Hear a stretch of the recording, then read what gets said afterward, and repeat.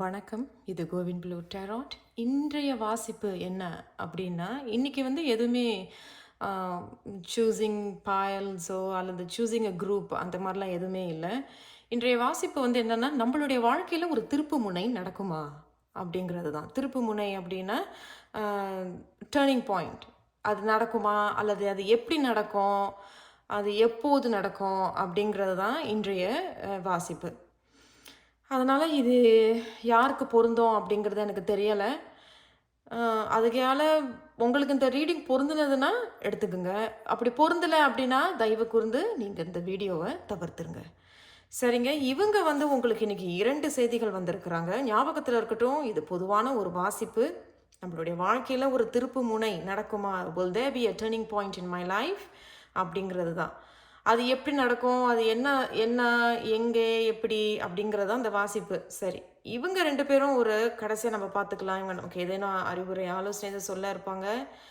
And இவங்களும் 2 செய்திகள் வந்திருக்கிறாங்க. ஆரக்கிள் செய்தி, அப்புறம் உங்களுக்கு 5 செய்திகள் வந்திருக்கிறாங்க.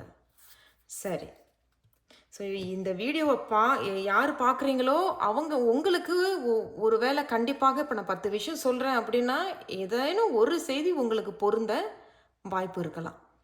சரி, ஆல் தி பெஸ்ட். நானும் ரொம்ப ஆர்வமாக இருக்கேன். சரி, பார்க்கலாம். உங்களுடைய முதல் கார்டு வந்து உங்களுக்கு பெப்பர்மின்ட் வந்திருக்கு. Positive thoughts, inspiration and wealth அப்படிங்கிறது பணம், சொத்து. முன்னாடி ஏதோ ஒரு பணம் கொடுத்துருந்தீங்கன்னா அது திரும்பி வர இருக்கலாம். சரி, இன்ஸ்பிரேஷன் அண்ட் பாசிட்டிவ் தாட்ஸ் வந்திருக்கு. ரொம்ப நல்லா இருக்கு. திருப்பு முனை, நம்ம வாழ்க்கையில் ஒரு திருப்பு முனை நடக்குமா அதுக்கு ஏற்றவாறு போல் ஒரு பாசிட்டிவ் தாட்ஸ் வந்திருக்கிறாங்க. அண்ட் அடுத்தபடி உங்களுக்கு இக்யூவாலிட்டிஸ் தெரில எனக்கு. ஓகே, ரீகன்சிலியேஷன் இருக்குது. எலிவியேஷன் அண்ட் பியூரிட்டி. ரீகன்சிலியேஷன் அப்படிங்கிறது திரும்பி வந்து சேர்றது. சரி, இந்த திருப்பு முனைன்னு சொன்னேன் இல்லையா, டேர்னிங் பாயிண்ட், அதுக்கும் இந்த ரீகன்சிலியேஷனுக்கும் ஒரு ஒற்றுமை இருக்குது. உண்மையிலே எனக்கு ரொம்ப ஆச்சரியமாக இருக்குது இந்த கார்டு வந்தது. அது ஏன் அப்படின்னு நானும் இப்போ விளக்கத்தை நான் இப்போயே சொல்லிடலைன்னா நான் மறந்துடுவேன் நினைக்கிறேன். Reconciliation, elevation, purity. நம்ம ஒரு விஷயத்துலேருந்து மறந்துட்டு நம்ம திரும்பி நம்ம வந்து ஒரு புது அத்தியாயத்துக்கு போகிறோன்னு வச்சுக்கோங்களேன். நம்ம வந்து வாழ்க்கையில் பாதிக்கப்பட்டதாக இருக்கலாம், அல்லது ஒரு பாடத்தை நம்மளுக்கு வந்து கற்பிக்கிற அளவுக்கு சில நபர்கள் நம்ம வாழ்க்கையில் வரலாம், அல்லது சில சூழ்நிலைகள் நம்மளுடைய வாழ்க்கையில் வரலாம். எப்படி வேணாலும் இருக்கட்டும், சரிங்களா? ஆனால் ஒரு அனுபவம், அது இனிப்பான அனுபவமோ கசப்பான அனுபவமோ, ஆனால் நம்ம வந்து அதுலேருந்து மீண்டு வர்றதுக்கு ரொம்ப சிரமப்பட்டிருப்போம் இல்லையா? அதுலேருந்து மீண்டு வர்றதுக்கு சிரமப்பட்டு அப்புறம் ஒரு காலகட்டத்தில் ஐயோ இன்னும் எத்தனை நாளைக்குடா இதுலேயே நம்ம உட்காந்துட்டு இருக்க போகிறோம், இதுக்கு ஒரு விடுவு காலமே வராதா அப்படிங்கும் பொழுது நம்மளே அந்த தைரியத்தை எடுத்துக்கிட்டு எல்லாத்தையும் தூக்கி போட்டுட்டு நம்ம வந்து ஒரு டேர்னிங் பாயிண்ட்டை எடுப்போம். இனிமேல என்னை யாரும் அசைக்க முடியாதுங்கிற அளவுக்கு நம்ம ஒரு புது தொடக்கத்தை நோக்கி போகும் பொழுது தான் இந்த ரீகன்சிலியேஷன் நடக்கும். நம்மளை வந்து ரொம்ப நோகடிச்சவங்க அப்போ தான் வந்து வருவாங்க. அப்புறம் வந்து ஏதோ ஒரு சூழ்நிலை வந்து அந்த ஏதோ ஒரு சம்பவம் நம்ம வாழ்க்கையில் நடந்திருக்கும், அல்லது நம்ம கூட சில தவறுகள் செஞ்சுருப்போம். இது ஏதோ ஒரு சூழ்நிலையில் வந்து அந்த நேரம் அது அப்போ தான் வரும். வந்து எப்படி இருக்க, நல்லா இருக்கியா அப்படிங்கிறது கேட்குறது. அப்புறம் இப்போ நீ என்ன பண்ணிட்டு இருக்கங்கிறது தேவையில்லாமல் கேட்குறது. அப்புறம் வந்து மன்னிப்பு கேட்குறேங்கிற சாக்கில் வந்து திரும்பி வந்து சேர்றது. இதெல்லாம் நடக்கிறது தான் இந்த ரீகன்சிலியேஷன் சொல்கிறாங்க. அப்போ இதுலேருந்து என்ன தெரியுதுன்னா, இந்த 2வது கார்டை வச்சு நான் சொல்கிறேன். இது ரொம்ப ரொம்ப நேர்மறையான ஒரு செய்தியாக இருக்குது. இதுவும் ஒரு நேர்மறை இருக்குது. இந்த திருப்பு முனை நடக்கிறது அப்படிங்கிறது, எலிவியேஷன் அப்படிங்கிறது ஒரு விஷயத்துலேருந்து நீங்கள் விலகி வந்து, அதாவது ஒரு எப்படி சொல்கிறது, ஒரு சொல்லுவாங்கள்ல அவேக்கனிங் அப்படிங்கிறது தான் இங்கே தெரிய வருது.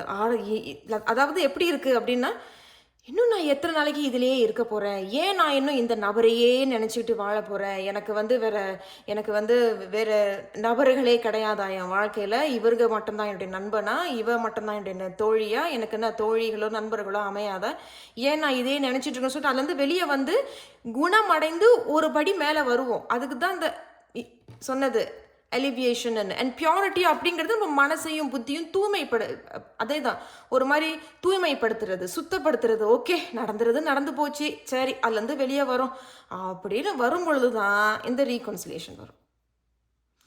அதுதான் அந்த திருப்பு முனை. இப்போ நம்ம நல்ல வாழ்க்கையில் போய்கிட்டு இருக்கும் பொழுது ஏன் அது வருது அப்படின்னா, ஒரு ரகசியம் நான் சொல்கிறேன், அதுதான் சோதனை. அந்த சோதனை வந்து எல்லாருக்குமே நடக்கும். நம்ம எல்லாமே நல்லாவே பண்ணிக்கிட்டு இருக்கோம்னு நினைப்போம். ஓகே, நான் வந்து முழுமையாக வெளியே வந்துட்டேன் அப்படிங்கிறது, முழுமையாக வெளியே வந்துட்டு நமக்கு அமைய வேண்டியது கைக்கு எட்டுன அளவுக்கு வந்துடும். ஆனால் கைக்கு வராது. ஏன்னா அதுக்கு நடுவில் தான் சோதனை ஒன்று இருக்குது. உண்மையிலேயே நீ இதிலிருந்து வெளியே வந்துட்டியாங்கிறது இந்த பிரபஞ்சமோ அல்லது உங்களுடைய என்ன சொல்கிறது, உங்களுடைய ஆன்மீக பலம் அல்லது உங்களுடைய இஷ்ட தெய்வம், இவர்கள் வந்து கொஞ்சம் சோதிப்பாங்க.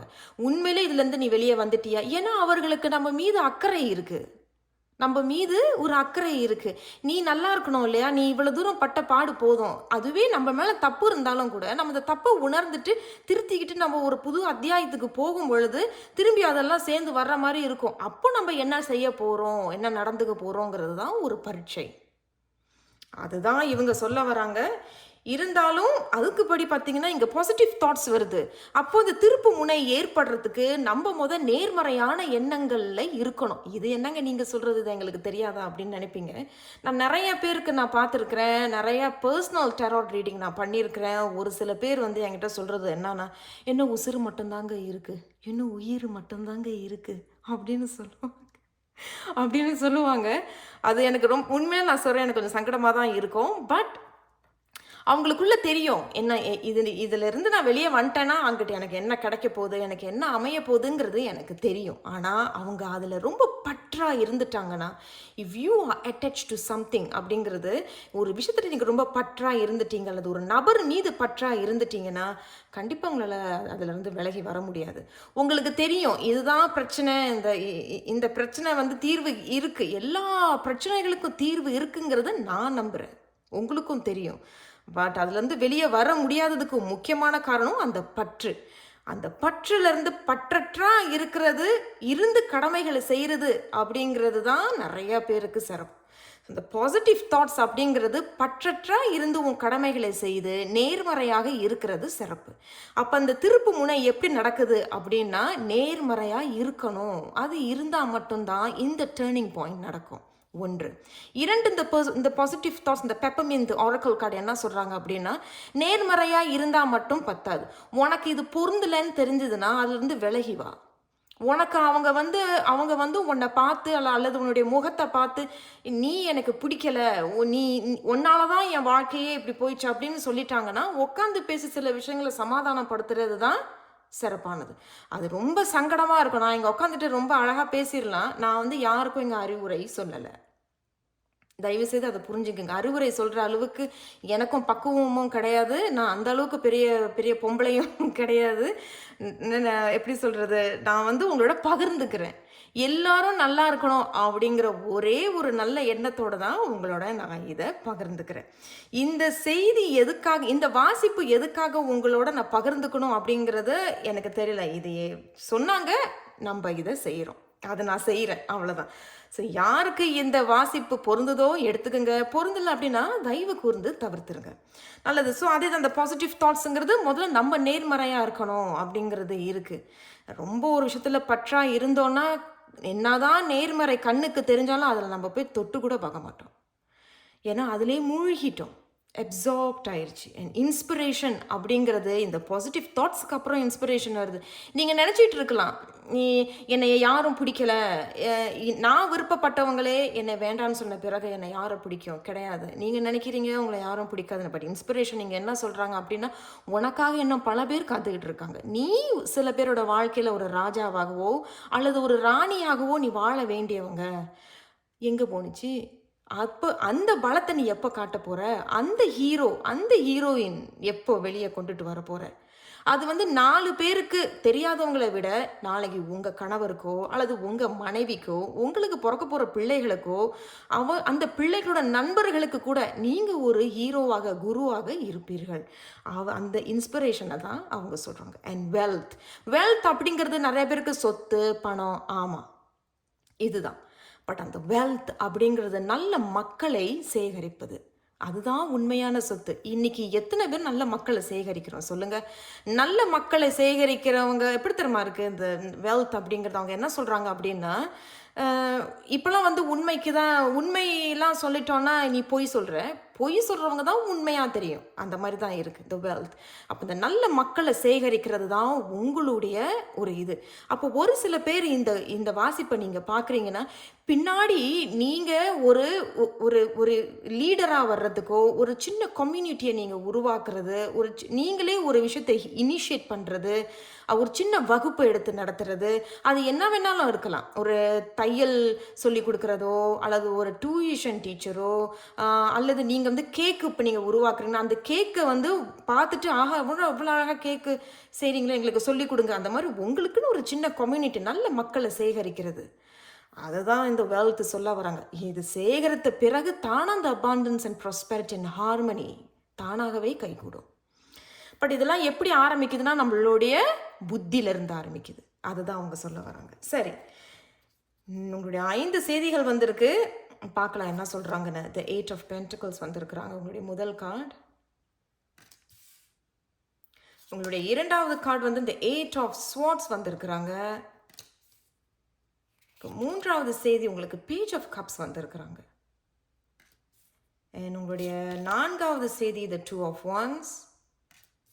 உங்களுடைய கடைசி செய்தி இது ஏஸ் ஆஃப் ஸ்வார்ட்ஸ். பாருங்களேன், இதுக்கு மேலே நான் முன்னாடி சொன்னேன் பார்த்தீங்களா, நம்ம ஒரு புது அத்தியாயத்தை உருவாக்குவோம் இல்லை, நமக்கு தேவையில்லாத விஷயத்தில் வெளியே வந்துட்டு நல்லா யோசித்து சிந்திச்சு ஒரு புத்துணர்ச்சியோட, ஒரு கிளாரிட்டியோட, நல்ல திட்டங்களோட நோக்கி ஒரு புது அத்தியாயத்தை நோக்கி போகும்பொழுது ரீகன்சிலியேஷன் ஏற்படுது. அப்போ நம்ம நல்லபடியாக ஒரு பாதையை நோக்கி, சரியான பாதையை நன்றியோடு நம்ம போகிறோம் அப்படிங்கும் பொழுது தான் நம்மளை வந்து வேண்டான்னு சொன்னவங்களோ, இல்லை சீன்னு சொன்னவங்களோ, எப்படி சொல்கிறது, நான் அந்த இடத்துல தப்பே பண்ணியிருக்க மாட்டேன், நீ தான் தப்பு பண்ண அப்படின்னு நம்ம மேலே பழியை போட்டுவாங்களோ, அப்போ தான் வருவாங்க. அதுதான் இவங்கேயும் இங்கே வந்து சொல்ல வராங்க. பாருங்கள், இதுக்கு எவ்வளோ ஒரு ஒற்றுமை தெரியுது பாருங்கள். சரி, நம்மளுடைய வாழ்க்கையில் ஒரு திருப்பு முனை நடக்குமா? நடக்கும் அப்படிங்கிறது இந்த கடைசி செய்தி உங்களுக்கு சொல்ல வருது. நடுவில் உள்ள செய்தியும் இவங்க சொல்ல வராங்க. பட் இங்கே என்ன அப்படின்னா, இந்த 8 of Pentacles, நான் உண்மையில சொல்கிறேன், இந்த 8 of Pentacles வந்தது ரொம்ப சிறப்பான ஒரு கார்டு. இதுக்கு ஏற்றவாறு போல தான், இந்த தலைப்புக்கு ஏற்றவாறு போல தான் இந்த 8 of Pentacles. நல்ல குத்து கவனிச்சிங்கன்னா உங்கள் கையில் வந்து ஒரு கேண்டில் இருக்கும், இந்த மாதிரி ஒரு கேண்டில், இந்த மாதிரி ஒரு கேண்டில் இருக்குது இல்லையா? உங்களுக்கு தெரியுதான்னு தெரியல எனக்கு. ஓகே, தெரியுது. சரி, இந்த மாதிரி ஒரு கேண்டில் இருக்குது, அவங்க கையில் ஒரு கேண்டில் இருக்குது. அப்போ அந்த கேண்டில் அப்படிங்கிறது தனிமையில் உட்கார்ந்து அவங்க யோசிக்கிறதாக தெரியுது. இங்கே பார்த்தீங்கன்னா, இங்கே ஒரு பாட் நிறையா சில பூக்கள், காஞ்சி போன பூக்களும், இந்த இடத்துல வந்து இன்னும் ஏற்றி வைக்காத மிளகு வத்தியும், பேனா, புத்தகங்கள், பாதியில் வளர்ந்து வந்த ஒரு செடியும் இருக்குது. இது என்ன சொல்ல வராங்க அப்படின்னா, 8 of Pentacles அப்படிங்கிறது நீங்கள் கடுமையாக உழைக்கிறதாக தெரியுது. ஏதோ ஒரு உங்களுடைய வாழ்க்கையில் ஏதோ ஒன்று நீங்கள் கடுமையாக உழைக்கிறீங்க. நிறைய பேர் நம்மளோட குடும்பத்துக்காக நீங்கள் உழைக்கிறதாக தெரியுது. இப்போ கணவனாக இருந்தீங்கன்னா உங்கள் குடும்பத்துக்காக உழைக்கிறீங்க, மனைவியாக இருந்தாலும் உங்கள் கணவருக்காக, பிள்ளைகளுக்காக உழைக்கிறதாக தெரியுது. இது சரிதான். பட் நம்ம வாழ்க்கையில் ஒரு திருப்பு முனை நடக்குமானா, இந்த 8 of Pentacles என்ன சொல்கிறாங்க, உனக்கு என்னென்ன தேவையோ அதை எடுத்துக்க, உனக்கு என்னென்ன தேவையில்லையோ அதை விட்டு விலகி வா அப்படிங்கிறது தான் இந்த 8 of Pentacles. முதல்ல நம்ம தனிமையில் உட்காந்து நம்மளுடைய புத்தி, இந்த முதல்ல சொன்னேன் பார்த்தீங்களா, இந்த பாசிட்டிவ் தாட்ஸ், அதுக்கும் இதுக்கும் ஒரு பொருத்தம் இருக்குது. பாசிட்டிவ் தாட்ஸுங்கிறது நேர்மறையான எண்ணங்கள். தனிமையில் உட்கார்றது எல்லாராலையும் உட்கார முடியும். பட் இவங்க என்ன சொல்கிறாங்க அப்படின்னா, தனிமையில் உட்காந்து இந்த பாட்டு போடுறதோ இசை போடுறதோ எதுவுமே இல்லாமல் தனிமையில் உட்காந்து உன்னுடைய புத்தி முதல்ல எங்கே போகுதுன்னு பாரு. அந்த ஃபர்ஸ்ட் எங்கே போதோ, உங்களுடைய எண்ணம் தனிமையில் உட்காந்துருக்கும் பொழுதோ, உங்களுடைய எண்ணம் முதல்ல எங்கே போதோ அதுதான் நீ அப்படின்னு சொல்கிறாங்க. உங்களுக்கு புரிஞ்சிருக்கும்னு நினைக்கிறேன். அல்ல, தனிமையில் உட்காந்துருக்கீங்க, இசையோ பாட்டோ எதுவுமே இல்லாமல் திடீர்னு நீங்கள் போய் ஒரு அமைதியான ஒரு இடத்துல போய் உட்காடுறீங்க. அமைதியான ஒரு இடத்துல உட்காந்த பிறகு உங்களுடைய எண்ணம் முதல்ல எங்கே போதோ அதுதான் நீ அப்படிங்கிறத இவங்க சொல்ல வராங்க. அதுலேயே உங்களுக்கு தெரிஞ்சிடும், இன்னுமா நான் இதை நினச்சிக்கிட்டு இருக்கேன், இது எனக்கு தேவையா, இது எனக்கு வேணுமா அப்படிங்கிறது ஒன்று. பரவாயில்லையே, என்னுடைய எண்ணம் இதில் இருக்குது, அப்போ நான் சரியான பாதையில் போகிறேனா இல்லையாங்கிறது இந்த முதல் கார்டை வைத்தே அவர்கள் கூறுகிறார்கள். அதுதான் இந்த பாசிட்டிவ் தாட்ஸுக்கும், அதுவும் வார்த்தை உங்களுக்கு கார்டு வந்ததும் 8 ஆஃப் பென்டிகல்ஸ், அவர்கள் இருவரும் அதுதான் சொல்கிறாங்க.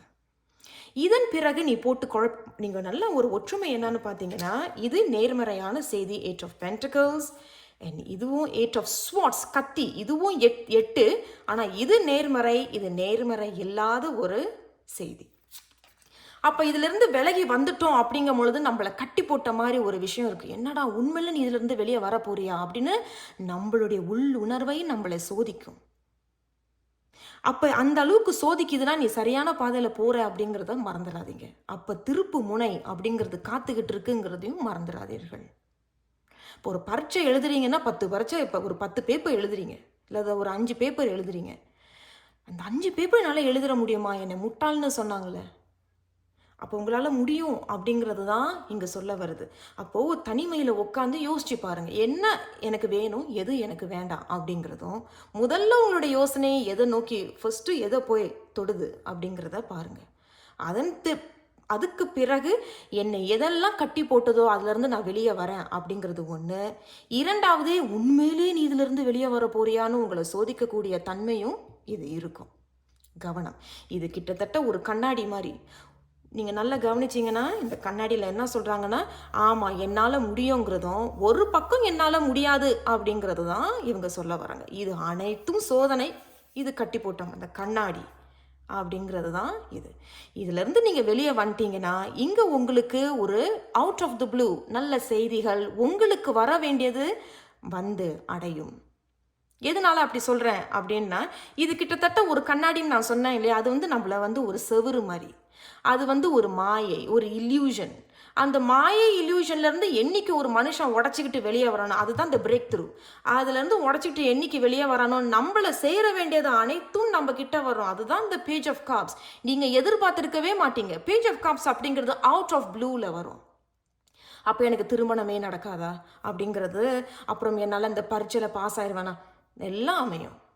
அப்போ எதனாலன்னா நம்மளுடைய புத்தி தான் நம்மளுடைய முதல் தடை அப்படிங்கிறது தான் இந்த பாசிட்டிவ் தாட்ஸ் சொல்கிறாங்க. நீங்கள் நல்லா கவனித்து பாருங்கள், நான் கிட்ட காட்டுறேன் உங்களுக்கு பாசிட்டிவ் தாட்ஸ்.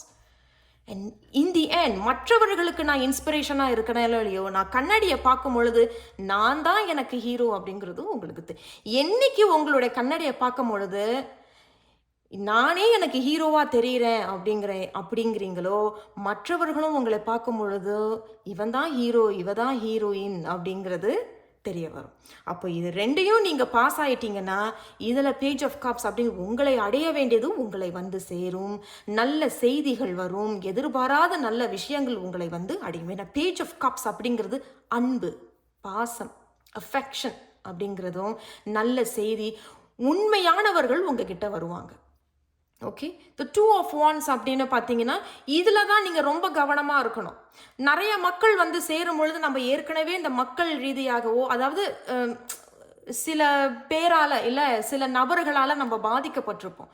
அப்போது இதில் தான் நீங்கள் கவனமாக இருக்கணும். தேர்ந்தெடுங்க, நீங்கள் யாரோட உங்களுடைய சக்தியை கொடுக்க போகிறீங்க, who do you want give your energy to அப்படிங்கிறது, யார்கிட்ட உங்களோட எனர்ஜியை கொடுக்க போகிறீங்களோ இல்லை வேண்டாம் அப்படிங்கிறது கவனமாக ஆலோசனை பண்ணி, அகெயின் பாசிட்டிவ் தாட்ஸ் கவனமாக யோசிங்க.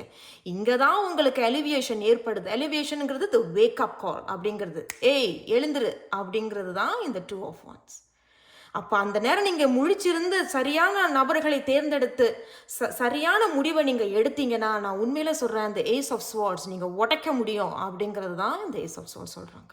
ஸோ திருப்பு முனை நடக்குமா அப்படிங்கிறது இந்த வாசிப்பு யாருக்கு செல்லும்னு எனக்கு தெரியலங்க. செய்ய சொன்னாங்க, என் மனசில் தோணுச்சு, வேக்கப் கால் இருந்தது, அதனால தான் நான் இந்த வாசிப்பு. ஸோ கண்டிப்பாக இது ஒரு சில பேருக்கு பொருந்தும் அப்படிங்கிறது என்னுடைய நம்பிக்கை. நீங்கள் அனைவரும் நல்ல நேர்மறையாக இருக்கணும் அப்படிங்கிறது இது கண்டிப்பாக எனக்கும் பொருந்தும். இது நான் உங்களோட பகிர்ந்துக்கிறேன். சரி, அதே தான் இந்த ஏஸ் ஆஃப் ஸ்வார்ட்ஸ். கண்டிப்பாக இது உங்களால் உடச்சிக்கிட்டு வர முடியும். ஒன்ஸ் நீங்கள் அதை உடச்சிக்கிட்டு வந்துட்டீங்கன்னா அங்கே உங்களுக்கு ஒரு புது அத்தியாயம் காத்து கொண்டிருக்கிறது. ஸோ போனவங்க திரும்பி யாராவது வராங்க அப்படின்னாலும் ஜாக்கிரதை. ஏன்னா ரீகன்சிலியேஷன் அப்படிங்கிறது ஒரு நபர், ரீகன்சிலியேஷன் அப்படிங்கிறது ஒரு நபர் மட்டும் இல்லை, அது என்ன வேணாலும் இருக்கலாம். ஸோ அது ஒன்று. ரெண்டாவது வந்து என்ன அப்படின்னா, அவர்கள் வந்து பியூரிட்டி அப்படின்னு இங்கே சொல்ல வருது. அப்போ யாராவது ஒருத்தவங்க திருத்திக்கிட்டு வந்து மன்னிப்பு கேட்குறதும், இல்லை நான் திருந்திட்டேன், நான் திருத்திக்கிட்டேன், நான் மன்னிப்பு கேட்குறேன் அப்படிங்கிறதும், அதுதான் இந்த 2 of wands. திங்க் கேர்ஃபுல்லி, யோசித்து முடிவுகளை எடுங்க. அங்கிட்டு நீங்கள் உடச்சிக்கிட்டு ஒரு புது தொடக்கத்தை நோக்கி போகிறதும், ஒரு புது அத்தியாயத்தை நீங்கள் உருவாக்குறதும் தெரியுது. இந்த படிகள் தெரியுது பார்த்தீங்களா, இங்கேயும் படிகள் தெரியுது, அவங்க பின்னாடி இங்கேயும் படிகள் தெரியுது அப்படிங்கிறது கிளாரிட்டி. அப்படின்னா ஒரு உங்களுக்குள்ளேயே ஒரு கிளாரிட்டி பிறக்கும். ஒரு இத்தனை நாளாக புகமூட்டமாக இருந்த புத்தியும் மனசும் ஒரு இப்போதான் எப்படி சொல்கிறது, ஒரு புது கதவு அப்படிங்கிறது நீங்கள் அதுலேருந்து அதான் ஒரு புது கதவு திறக்கிறதும் அதுக்குள்ளே நீங்கள் போகிறதுமாக தெரியுது. இதில் நான் இன்னொரு ஒற்றுமையும் சொல்லிடுறேன். இங்கே நீங்கள் பார்க்குறீங்க இல்லையா, ஒரு மாதிரி ஒரு 8 மாதிரி தெரியுது. இதுக்கு பேர் இன்ஃபினிட்டி அப்படின்னு சொல்லுவாங்க. பட் இதுக்கு இன்னொரு பேரும் இருக்குது. What goes around it comes around. அப்போ முன்னாடி போனது திரும்பி வர்றதுக்கு வாய்ப்பு இருக்குது. அந்த ஒற்றுமை தாங்க இந்த ரீகன்சிலியேஷன். ஸோ அதனால கவனமாக இருங்க. இது உங்களுக்கு வேணுமா வேண்டாமா அப்படிங்கிறத யோசித்து செயல்படுங்க. திருப்பு முனை அப்படிங்கிறது எல்லாமே நம்ம கையில் தான் இருக்குது. பட் அது முதல்ல எங்கே ஆரம்பிக்குதுன்னா ஒருத்தவர்களுடைய புத்தியில். அதில் தான் அங்கே தான் ஆரம்பிக்குது. நீங்கள் இவ்வளோ சுலபமாக சொல்லிட்டீங்க, நான் படுற பாடு எனக்கு தான் தெரியும், நான் இந்த மாதிரி காசை கொடுத்துட்டேன், நான் ஏமாந்து போயிட்டேன் அப்படிங்கிறது பரவாயில்ல, திரும்பி வர்றதுக்கு வாய்ப்பு இருக்குது. ஏன்னா ரீகன்சிலியேஷன் அப்படிங்கிறது நபர் மட்டும் இல்லைன்னு நான் முன்னாடியே சொல்லிட்டேன். அப்போ ஏதோ ஒரு சூழ்நிலை உங்களுக்கு திருப்பி ஒன்று வரும். ஒன்று 10,000 நீங்கள் கொடுத்துருப்பீங்க, ஏமாந்து போயிட்டீங்க அப்படின்னா அந்த 10,000க்கு பதிலாக 2,000மோ 3,000மோ ஒன்று திரும்பி வர்றதுக்காக இருக்கும். இல்லை கொடுத்தது போனதாகவே இருக்கட்டும், ஆனால் வேறு ஒரு வழியில் உங்களுக்கு திரும்பி அது கைகூடி வரும் அப்படிங்கிறதும் தான் இவர்கள் சொல்கிறார்கள். அப்போ அது திரும்பி வரும் பொழுது இந்த முறை கைக்கு வந்துட்டினா கவனமாக அதை யோசித்து செயல்படுங்க. அதை எப்படி பயன்படுத்திக்கணும், யார்கிட்ட அதை கொடுக்கணும், யார்கிட்ட கொடுக்கக்கூடாது அப்படிங்கிறது தான் இந்த முழு வாசிப்பு. ஸோ திருப்பு முனை நடக்குமா, நடக்கும் அப்படிங்கிறது இவர்கள் அனைவரும் சொல்கிறாங்க. எப்படி நடக்குங்கிறது இவங்க சொல்லிட்டாங்க. சரி, கடைசி இவர்கள் என்ன ஆலோசனை சொல்கிறாங்கன்னு பார்க்கலாம். த ஹம்மிங் பேர்ட் ஸ்பிரிட் ஆர்டர். இங்கே பாருங்கள், நான் முன்னாடியே சொல்லிட்டேன், உங்களுக்கு ஒரு எதிர்பாராத வாசிப்பு வரும். அண்ட் மோரோவர் இது வந்து ஒரு ஹார்ட் ஆஃப் த ரீடிங்கில் உங்களுக்கு page of cups which is எதிர்பாராத நேரத்தில் நல்ல செய்தி வரும். கவனமாக கேட்டுக்குங்க. எதிர்பாராத செய்தி எப்போ வருதுன்னா இதிலிருந்து நீங்கள் பாஸ் ஆகணும். You have to pass. அப்படி அது சோதனை அப்படிங்கிறது தான். என் ஹம்மிங் பேர்ட் அப்படிங்கிறது ஒரு குட் மெசேஞ்சர் அப்படிங்கிறப்ப போனவர்கள் யாராவது திரும்பி வந்து உங்ககிட்ட செய்தி சொல்கிறதும் மன்னிப்பு கேட்குறதும் இல்லை கொடுத்தது இருந்தா என்னால் இவ்வளவு கொடுக்க முடியாது, இவ்வளோதான் என்னால் கொடுக்க முடியுங்கிறதும் ஏற்றுக்கிறீங்களோ ஏற்றுக்கலையோ, பட் அதுதான் அவங்க சொல்ல வராங்க. ஸோ எதிர்பாராத ஒரு செய்தி வருங்கிறது ஆரக்கலும் ஒரு கன்ஃபர்மேஷன் கொடுக்குது. ஹம்மிங் பேர்ட் அப்படிங்கிறது ரொம்ப அழகான குட்டி, இவ்வளோதான் இருக்கும் அந்த குருவி. அதை பார்த்தீங்கன்னா அது வந்து உங்களுக்கு ஒரு மெசேஜ் அப்படிங்கிறது சொல்ல வராங்க. அல்லது யார் மூலியமாவது உங்களுக்கு ஒரு நல்ல செய்தி ஒன்று கிடைக்கிறதுக்கும் வாய்ப்புகள் இருக்குது. Double confirmation. And be here now அப்படிங்கிறதுக்கு இன்னொரு வார்த்தை ஒன்று சொல்லுவாங்க ஆங்கிலத்தில், ப்ராக்டிஸ் மைண்ட்ஃபுல்னஸ் அப்படிங்கிறது. ப்ராக்டிஸ் மைண்ட்ஃபுல்னஸ் அப்படிங்கிறது பயிற்சி செய். இப்போ ப்ரெசன்ட் மூமெண்ட்டில் இப்போ என்ன நடக்குது அப்படிங்கிறத புத்தியை செலுத்து. ஒரு பாடத்தை நம்ம வந்து அதாவது ஒரு எப்படி சொல்கிறது, ஒரு பெயிண்டிங் பண்ணிக்கிட்டு இருக்கோமோ, நம்ம வந்து கை கண் எல்லா உணர்வும் அந்த பெயிண்ட் மேலே தான் இருக்கும். ஆனால் புத்தி மட்டும் வேற எங்கேயோ இருக்கும். அது மட்டும் வேணாம், புத்தியையும் அந்த பெயிண்டிங்கில் வை. அதுதான் நாளைக்கு உன்னுடைய நாளை நிர்கணிக்குது அப்படிங்கிறது. நான் சரியான வார்த்தையை பயன்படுத்துகிறேன்னு தெரியல. நிர்கணிக்குது அப்படிங்கிறது அதுதான் நிச்சயப்படுத்துது, நாளை நிச்சயப்படுத்துது. ஸோ உன்னுடைய புத்தியையும் செயல்களையும் உணர்வுகளையும் இப்போ நீ ஒரு எதை பெயிண்ட் பண்ணுற, இப்போ ஒரு வேலையை செய்யணும், அதில் புத்தியை செலுத்து. இந்த ப்ரெசன்ட் மூமெண்ட்டில் புத்தியை செலுத்துறதுங்கிறது நிறைய கிளாரிட்டி பிறக்கும். அது நாளை கண்டிப்பாக இன்னும் நல்லபடியாக கொண்டு வரும். அதனால 4 நாள் வந்து ரொம்ப நல்லா இருக்கும். நான் ஆஃபீஸ்க்குள்ளே போனால் எல்லா புக்கு பேப்பர் எல்லாமே ஒழுங்குபடுத்தி இருக்கும் அப்படிங்கிறது கிடையாது. நம்ம கடமையை நம்ம தான் செய்வோம். பட் அதில் ஒரு கிளாரிட்டி இருக்கும் புத்தி ரீதியாக. இது முழுக்க புத்தியை பற்றி தான் பேசிக்கிட்டு இருக்கிறாங்க. சரி, அடுத்த கார்டு வந்து உங்களுக்கு Turkey spirit, give with gratitude and grace. So இது வந்து ஒரு கடைசியாக இது வந்து ஒரு அறிவுரையாக எனக்கு தெரியுது. இது எனக்கும் பொருந்தும், நான் பகிர்ந்துக்கிறேன். Give with gratitude and grace அப்படிங்கிறது உன் வாழ்க்கையில் நடந்தது அனைத்துக்கும் நன்றி சொல்லு அப்படிங்கிறது தான் அவர்கள் சொல்கிறார்கள். நன்றி சொல்லிட்டு உடச்சிக்கிட்டு போ, திருப்பு முனையை நீ உருவாக்கு அப்படிங்கிறது தான் அவர்கள் சொல்கிறார்கள். நேர்மறையாக இரு, நடந்ததெல்லாம் நடந்துருச்சு, நன்றியோடு ஏற்றுக்கிட்டு வித் கிரேஸ் தலையை தூக்கி நிமிர்ந்து நட அப்படிங்கிறது தான் இவர்கள் சொல்கிறார்கள். ஒரு ஒற்றுமை என்ன அப்படின்னாலும் 3 and 4 அப்படிங்கிறது 7 and 6 1 அப்படிங்கிறது 7. இந்த 7 அப்படிங்கிறது நியூமராலஜியில் ஒரு ஸ்பிரிச்சுவல் நம்பர், ஒரு டிவைன் நம்பர் அப்படின்னு சொல்ல வருது. செல்ஃப் மேட் அப்படிங்கிறது. அப்போ நிறைய பேர் இந்த வாசிப்பை எடுக்கிறவங்க, ஒரு சில பேர் தனிச்சு இருக்கிறீங்க, தனிமையில் இருக்கிறீங்க, பிரிந்து வாழ்றீர்கள், அல்லது வேண்டான்னு சொல்லிட்டாங்க, பிடிக்கலன்னு சொல்லிட்டாங்க, என்ன வேணாலும் இருக்கலாம். But there is a chance for you to showcase who you are அப்படிங்கிறது. அப்படின்னா உனக்கு ஒரு வாய்ப்பு இருக்கு, நீ யாரு அப்படிங்கிறத காட்டுறதுக்கு. அதுதான் இந்த இன்ஸ்பிரேஷன் இல்லையா? இன்ஸ்பிரேஷன் அப்படிங்கிறது நான் எனக்கு ஹீரோவா தெரியணும், அப்பதான் மற்றவர்களுக்கு என்னை பார்க்கும் பொழுது ஹீரோவாக தெரியணும் அப்படிங்கிறது தான் இந்த முழு வாசிப்பு. நான் இன்னும் உங்களுக்காக கடைசி ஒரே ஒரு செய்தி ஒன்று எடுத்துட்டு அதோட நான் இந்த வாசிப்பை நான் நிறுத்திக்கிறேன். வாழ்க்கையில் ஒரு திருப்புமுனை நடக்குமா? பார்ப்பவர்களுக்கு வாழ்க்கையில் திருப்புமுனை நடக்குமா? இந்த செய்தி யாருக்கு செல்லுதோ அவர்களுடைய வாழ்க்கையில் ஒரு திருப்புமுனை நடக்குமா? அவர்களுடைய வாழ்க்கையில் ஆசீர்வாதம் கிடைக்குமா? ஆசீர்வாதம் அமையுமா? ஓகே, அவங்க என்ன சொல்றாங்கன்னு பார்க்கலாம். 2 of Swords, மறுபடியும் பாருங்களேன், இந்த 2 of Swordsக்கும் இந்த 2 of Wandsம் நடக்கும் அப்படிங்கிறது மறைமுகமாக இங்கே சொல்ல வருது. சும்மா நான் சுகர் கோட்லாம் பண்ணல, சும்மா நீங்கள் ஒருத்தவங்க சொல்லியிருந்தாங்க கமெண்ட் செக்ஷன், நீங்கள் உருட்டுங்க உங்களுக்கு என்ன அப்படின்னு சொல்லியிருந்தாங்க. அப்படிலாம் நம்ம இங்கே பொய்க்கு இங்கே சொல்ல முடியாது. ஸோ 2 of Swords அப்படிங்கிறது தான் இந்த 2 of Wands. உன்னால் முடியும் அப்படிங்கிறது தான் இங்கே சொல்ல வராங்க. அப்போ நிறைய பேர் ஒரு இதுவா அதுவா என்ன செய்யலாம் அப்படிங்கிற ஒரு குழப்பத்தில் இருப்பீங்க. அந்த குழப்பத்திலிருந்து வெளியே வாங்க அப்படிங்கிறது தான் இந்த 2 of Swords. நீங்கள் இந்த குழப்பத்திலிருந்து வெளியே வரும் பொழுது தான் உங்களுக்கு உண்மையான இந்த உடச்சிக்கிட்டு வர முடியும். அதுதான் இந்த அலிவியேஷன், அந்த awakening. So the 2 of Swords அப்படிங்கிறது இருக்கு, அது உன் கையில தான் இருக்கு. ஏன் அப்படின்னா நீ ஏற்கனவே சில குழப்பத்தில் இருக்கியே. கை கெட்டின தூரம் தான் திருப்புமுனை. Turning point is all about reaching. அது எல்லாமே கை கெட்டின தூரம் தான். ஆனால் நீ என்னமோ அதிலே நினச்சிக்கிட்டு இது என்னால் முடியுமா என்ன உயிர் தான் இருக்குது, உசுறு தான் இருக்குங்கும் பொழுது அது எப்படி பரவாயில்ல, நடந்துருச்சு அப்படிங்கும் பொழுது நம்ம நன்றியோடு வித் கிரேஸ் தலை தூக்கி நிமிர்ந்து நடக்கணும் அப்படிங்கிறது தான் இவங்க சொல்கிறாங்க. இருந்தாலும் இன்னும் ஒரு செய்தி எடுத்துருவோம். வாவ், பாருங்க, தி எம்ப்ரஸ் அண்ட் த மூன் வந்திருக்காங்க. ஸோ த மூன் அதே தான், இதே எனர்ஜி தான். இவங்களும் கிட்டத்தட்ட 2 பேருமே ஒரே எனர்ஜி தான். பார்த்தீங்கன்னா இங்கேயும் கருப்பு வெள்ளை தெரியுது இல்லையா? அப்போ நம்ம ஏதோ ஒரு குழப்பத்தில் எப்பொழுதுமே இருக்கணும். இதெல்லாம் எங்கே ஆரம்பிக்குது? புத்தியை சுத்தம் பண்ணிடுங்க. பியூரிட்டி அப்படிங்கிறது தான் இவங்க சொல்கிறாங்க. தூய்மைப்படுத்திடு, சுத்தம் படுத்திடு. இது ரெண்டுமே ஒரே செய்தி தான். அப்போது நீ உங்களால் உருவாக்க முடியும், அமைக்க முடியும். உனக்குன்னு ஒரு கம்யூனிட்டியை நீங்கள் உருவாக்க முடியும். நான் முன்னாடி சொன்னது போல் ஆசிரியர்களோ தலைமை பொறுப்போ ஒரு லீடோ அல்லது இந்த மாதிரி டெரர் ரீடிங்ஸ் நீங்கள் பண்ணுறீங்க அப்படின்னாலும் இது எல்லாமே சிறப்பானது அப்படிங்கிறது தான் இந்த எம்ப்ரஸ் சொல்கிறாங்க. அப்போ எனக்கு அப்போ ஒரு சில பேர் சொல்லிகிட்டு இருந்தாங்க அந்த மாதிரி